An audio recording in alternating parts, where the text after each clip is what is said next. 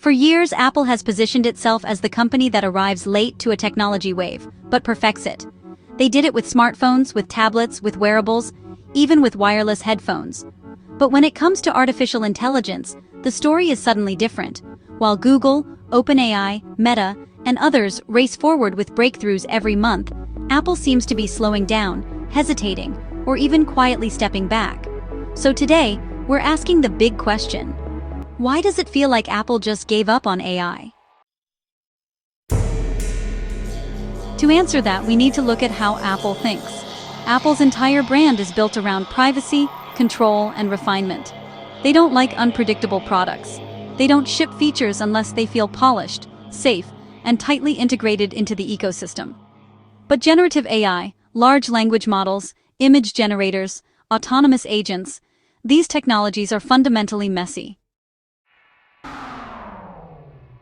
They hallucinate, they make mistakes, they require enormous computational resources, and they thrive on user data, something Apple famously refuses to touch. This ideological conflict put Apple years behind before the race even started. Internal reports suggest that Apple's AI teams were split between pushing for bold breakthroughs and maintaining Apple's privacy-first approach. Teams couldn't agree on what Apple Intelligence should look like. Even when new capabilities were ready, Apple struggled to deploy them because Siri's old architecture was never designed for generative models. While competitors built cloud-native AI systems, Apple was trying to retrofit a 13-year-old assistant into something it was never meant to be. And then came the market reality. OpenAI, Google, and Anthropic began releasing models that leapfrogged Apple's experimental systems. Developers and consumers simply stopped waiting for Siri to catch up. Even Apple employees reportedly preferred using ChatGPT internally. That was a warning sign. If your own engineering teams rely on competitor tools, your platform has already lost momentum. But the real turning point came when Apple realized something uncomfortable.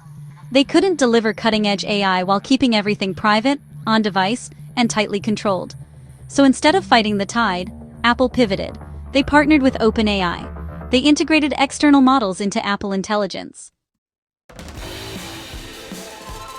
And although the company framed it as a new chapter, for many it looked like a quiet admission that Apple couldn't build the future of AI alone. There's also the hardware problem. AI today requires massive cloud compute, specialized chips, and data centers, areas where Apple doesn't dominate. Yes, the A-series and M-series chips are powerful, but they were designed for efficiency, not giant transformer models. Apple could have built a global AI infrastructure, but honestly, the cost would have been enormous, with no guarantee of winning. Instead, Apple chose the more pragmatic route: rely on the companies already leading the field. So did Apple give up on AI? Maybe not in the literal sense. Apple will still offer AI features, enhance Siri, and integrate models into apps. But they gave up on something bigger: the dream of leading the AI revolution the way they led the smartphone revolution. They surrendered the front line to competitors and instead repositioned themselves as a premium gateway to other companies' intelligence. In the future, Apple may excel at integrating AI into seamless experiences. They may still dominate hardware, design, and user trust. But, the era where Apple defined the next wave of technology may be ending. Right now, the companies shaping the future of intelligence aren't in Cupertino. They're in San Francisco, Mountain View, and elsewhere. So, when people say Apple gave up on AI, what they really mean is this: Apple stopped trying to win the race and started trying to manage it. And that decision may shape the company's next decade, for better or for worse.